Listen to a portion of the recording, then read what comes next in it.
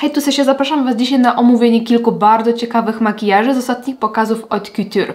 Jak to oglądacie, to minęło prawdopodobnie około 2 tygodni od ostatnich pokazów na sezon wiosna-lato 2024 i tak słowem wstępu pokazy dzielą się na dwie kategorie. Pierwsza to jest prêt-à-porter, które są pokazami takimi ready to wear, czyli takimi gotowymi do noszenia, które mają inspirować nas, naszą taką użytkową modę, a drugi rodzaj to jest Haute Couture, czyli taki popis sztuki krawiectwa. Oczywiście Haute Couture również wpływa na trendy, ale no, nie bierzemy tego tak bezpośrednio. W każdym razie pojawiły się 3 pokazy, na których makijaże mnie zachwyciły i właśnie o nich chciałabym dzisiaj porozmawiać, omówić je i rozbroić na czynniki pierwszy. Także jeżeli lubicie modę, to zapraszam do oglądania. Na początek chciałabym omówić makijaże z pokazu Jean Paul Gaultier. Wybaczcie, jeżeli będę wymawiała coś niepoprawnie, staram się jak mogę, ale też nie do wszystkiego mam dostęp, żeby dokładnie sprawdzić, jak się coś wymawia. Także mamy pokaz Jean Paul Gaultier z projektami spod rąk Simone Rocha. Po raz pierwszy, jeśli się nie mylę, to jest ich taka jakby współpraca i praca w ogóle z tym domem mody.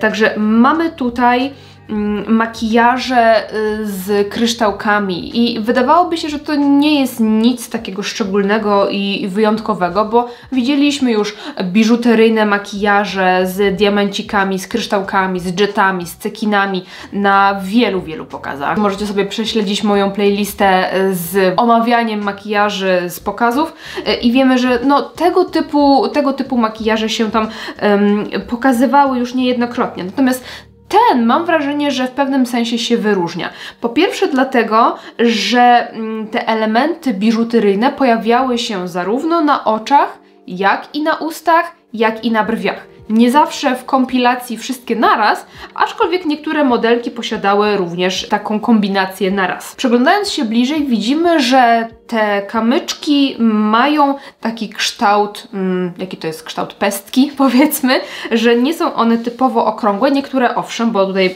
te kształty były tak dobierane, żeby ładnie pokryć przestrzeń, która jest nimi wyklejana, ale właśnie mają one raczej taki delikatnie wydłużony kształt, co też fajnie wpływa na odbiór tego makijażu, z tego względu, że wydaje się on taki bardziej wyciągnięty. To nie jest jakaś taka niezidentyfikowana bryła, tylko ma ona mieć taki w miarę ładny kształt, oczywiście w miarę możliwości, no bo wiadomo, te kamyczki są dosyć duże. Podobnie z ustami, one też zostały tak ładnie wyklejone, żeby ten kształt ust wciąż pozostał kształtem ust, mimo właśnie takich bardzo dużych zdobień i wyglądają te makijaże tak dosyć topornie, przez to, że te kamyczki są dosyć spore i znajdują się one i na oczach, i na ustach. Oczywiście nie wygląda to, wiecie, tak pięknie, w takim sensie, że chcielibyśmy coś takiego mieć na oczach czy na ustach.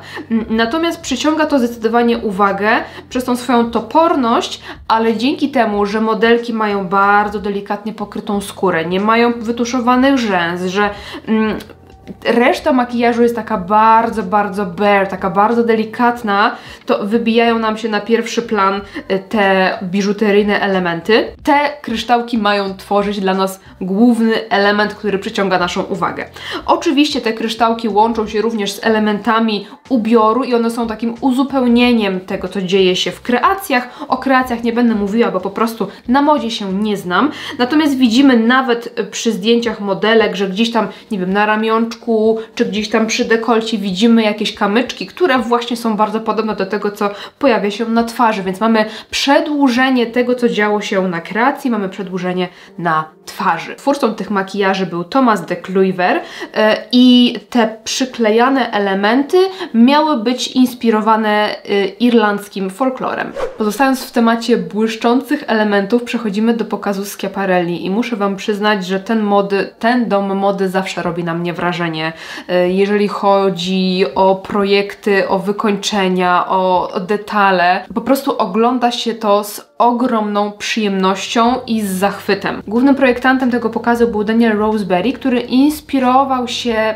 kosmosem w pewnym sensie, ale to absolutnie nie ma w tym przypadku, z tego względu, że wujek Elsy Schiaparelli miał na imię Giovanni i był on naukowcem i astronomem, który odkrywał Mars, można powiedzieć, w XIX wieku. Odkrywał, wiecie, w sensie naukowym, po prostu badał ten temat, więc jest to nawiązanie troszeczkę do historii, po prostu nazwiska Schiaparelli. No i faktycznie jak przyjrzymy się tym projektom, to mają one nawiązanie do takiego klasycznego stylu Schiaparelli, ale właśnie widać tam taki bardzo nowoczesny, troszeczkę kosmiczny sznyt, jeżeli chodzi o te kroje. Tutaj Wam też wstawię kilka kreacji.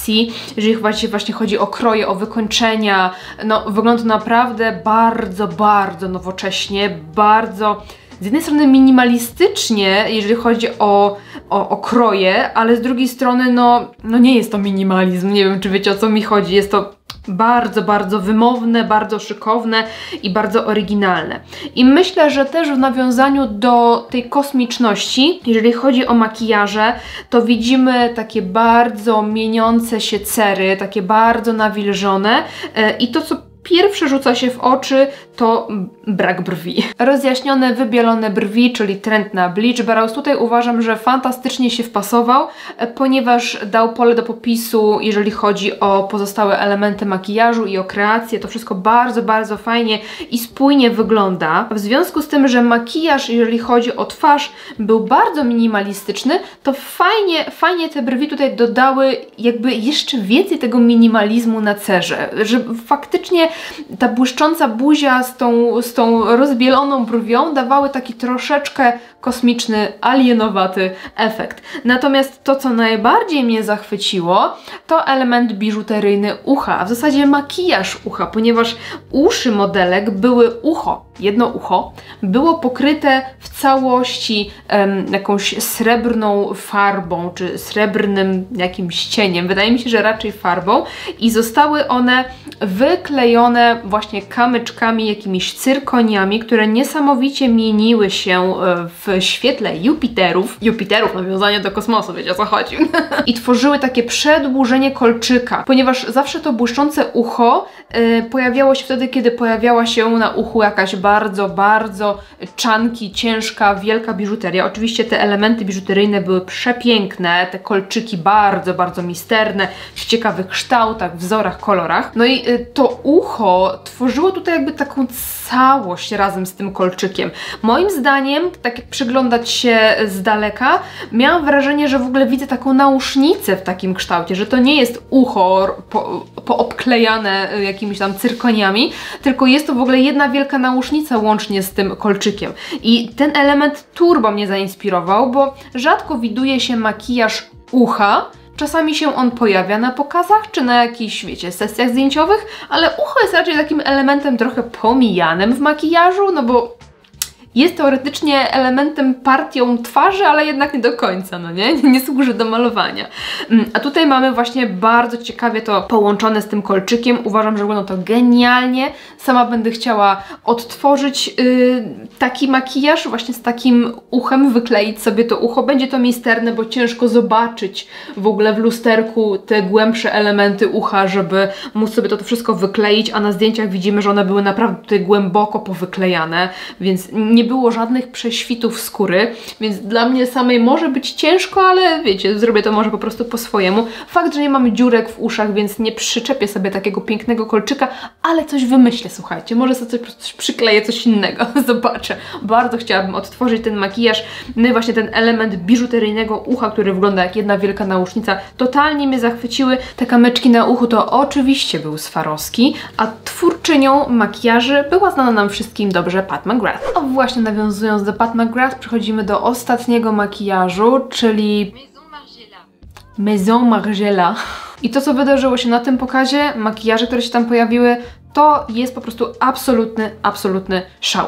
Tak jak poprzedni makijaż z Schiaparelli, widziałam, że sporo osób również odtwarza na social mediach, wiecie, ja obserwuję, staram się być gdzieś tam na bieżąco i ustawiać swoje algorytmy tak, żeby wiedzieć, co się dzieje, i widziałam, że też sporo osób sobie wykleja to ucho różnymi kamyczkami, ale jeżeli chodzi o ten makijaż z tego pokazu, to jest absolutny wybuch makijaży innych twórców. Po prostu ludzie chcą robić te same makijaże, odtwarzać je i jest tego absolutnie mnóstwo i dawno nie widziałam aż takiego poruszenia wśród wizerzystów, wśród twórców po prostu makijaży, żeby aż tak coś kogoś zachwyciło, żeby tak dużo twórców ten sam makijaż odtwarzało, który niekoniecznie jest, wiecie, trendem typu, nie wiem, strawberry girl, latte makeup, I'm cold makeup i tak dalej, wiecie, te takie tiktokowe pierdółki, tylko właśnie takie typowo niewyjściowe, typowo modowe makijaże. Ja sama również pozwoliłam sobie odtworzyć ten makijaż, bo po prostu jak go zobaczyłam, to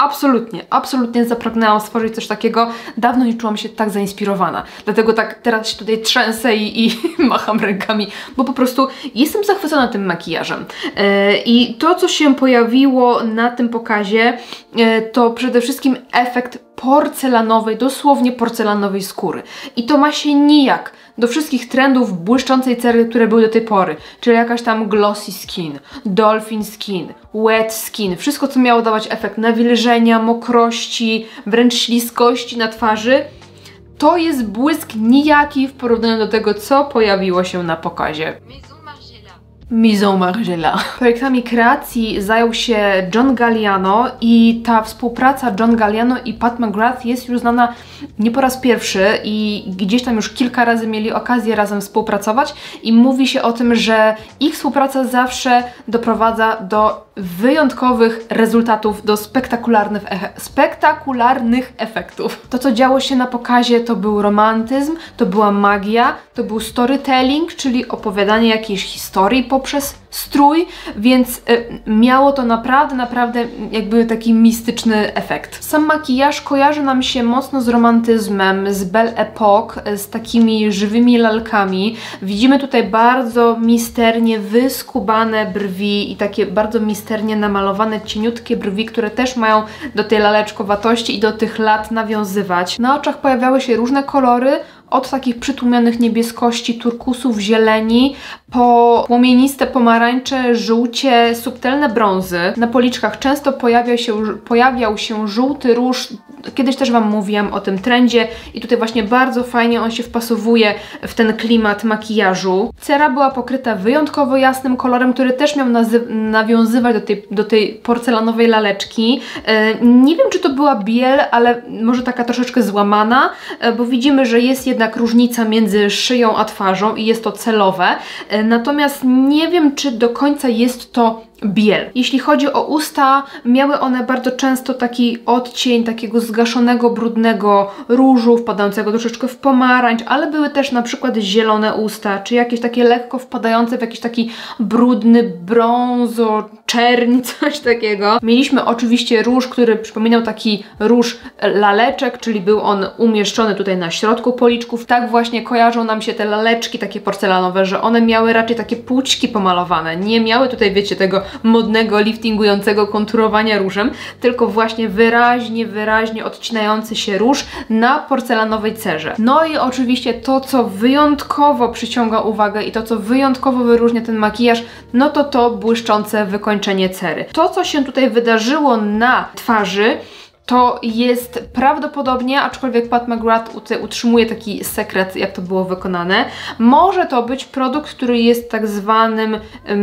płynnym szkłem od Kryolanu. Liquid Glass jest taki preparat, który właśnie się tutaj spryskuje na twarzy i mamy efekt takiego szkła. Natomiast może to być również maseczka peel off, ponieważ widzieliśmy na backstage'ach pokazu, nawet modelki same wrzucały na Instagram filmiki, gdzie ściągają sobie takie plastry dosłownie z twarzy i wyglądało to dosłownie jak maseczka peel off. Wiemy też, że ten produkt był nakładany aerografem, więc nie było to nic, czym się smarowało buzię. Zresztą jest to logiczne, ponieważ gdybyśmy mieli użyć jakiegoś pędzelka, moglibyśmy zniszczyć to, co się dzieje pod spodem. Ja kiedy odtwarzałam ten makijaż, to również wykorzystałam maseczkę peel off i podłapałam ten patent u takiej makijażystki, która nazywa się, poczekajcie, muszę sprawdzić, bo zapomniałam. Jest to Erin Parson i jest to makijażystka, która właśnie bardzo lubi zgłębiać szczegóły makijażu, kocha historię makijażu, kolekcjonuje stare kosmetyki i też starała się dojść dojść do tego, czym konkretnie jest ta buzia pokryta i doszła do wniosku, że prawdopodobnie nie jest to Kryolan, ten Liquid Glass, ani żaden inny Liquid Glass i była to ponoć taka mieszanka spersonalizowana, można powiedzieć. Doszła do wniosku, że jest to najprawdopodobniej maseczka peel-off, z tym, że widzieliśmy, że ten produkt jest nakładany aerografem, więc jak maseczkę peel-off wsadzić do aerografu, żeby ona była w ogóle w stanie pryskać. To, co zrobiła Erin u siebie na filmiku, to właśnie bardzo mocno rozrzedziła tą maseczkę peel-off wodą, przez to stała się płynna i nadawała się do używania aerografem. No i dzięki temu nakładanie warstw było w miarę proste i przyjemne, no i oczywiście wymagało nałożenia kilku warstw, ale dawało właśnie efekt taki glass skin. Ja również w ten sposób robiłam ten makijaż, który widzieliście ostatnio w shortsie. Nakładałam kilka warstw maseczki peel-off rozrzedzonej wodą. Tych warstw było, nie wiem, z 6, z 7, ciężko mi powiedzieć. Później suszyłam suszarką i uważam, że suszenie suszarką to też był dobry patent z tego względu, że oprócz tego, że oczywiście szybciej mi to wszystko wysychało, to też miałam wrażenie, że bardziej wygładzała się struktura, ponieważ gdybyśmy nałożyli to pędzelkiem, jak nakładamy sobie maseczkę peel-off pędzelkiem, no to czasami ona zostawia takie smugi, takie ślady i ta powierzchnia nie jest taka idealnie gładka, a dzięki aerografowi i rozgrzaniu tej maseczki ciepłą suszarką, to wszystko bardzo ładnie się stapiało. I przyznam Wam, że jak nałożyłam to naprawdę miałam efekt takiej porcelanowej twarzy, bo nawet wszystkie nierówności przez to, że ta maseczka się tak naciągnęła, ładnie wtopiła, naprawdę był efekt takiej idealnie gładkiej porcelanowej cery. Myślę, że gdyby jeszcze ogolić całkowicie skórę z tych takich drobnych włosków, efekt byłby jeszcze bardziej spektakularny, no ale wiecie, nie będę szła w takie ekstremum, bo to i tak dla mnie było ekstremalne siedzieć tyle czasu i robić sobie taki efekt. Także taka ciekawostka, że taki efekt można uzyskać maseczką peel-off. Nie wiem, czy konkretnie Pat McGrath używała maseczki peel-off, czy jeszcze czegoś, czy jakiejś mieszanki, może mieszanki Liquid Glass i maseczki peel-off. Nie wiemy tego, może to było coś bardziej elastycznego.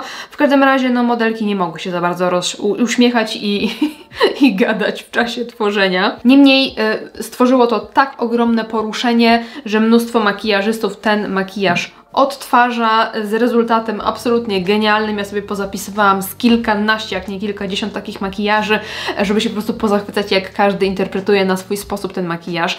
No i właśnie zobaczcie, jakie niesamowite jest to, że taką sztukę ubioru i sztukę makijażu również można czytać w ten sposób, że te pokazy, szczególnie od couture, to nie jest tylko po prostu dobra, uszyję jakiś ciuch i koniec.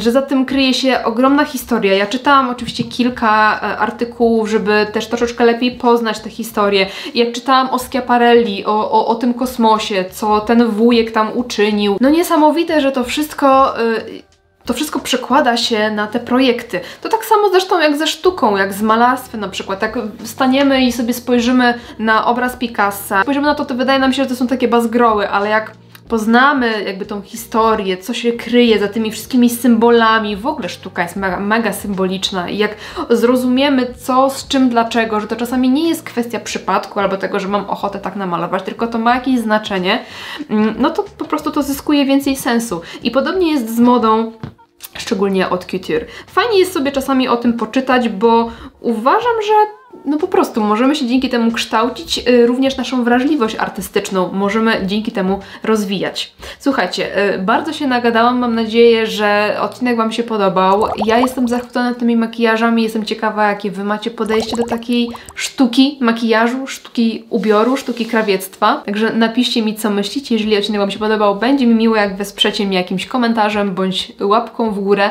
No i cóż, jeżeli chcielibyście więcej, dajcie mi znać. Dziękuję Wam serdecznie i widzimy się w następnym odcinku. Trzymajcie się, do następnego.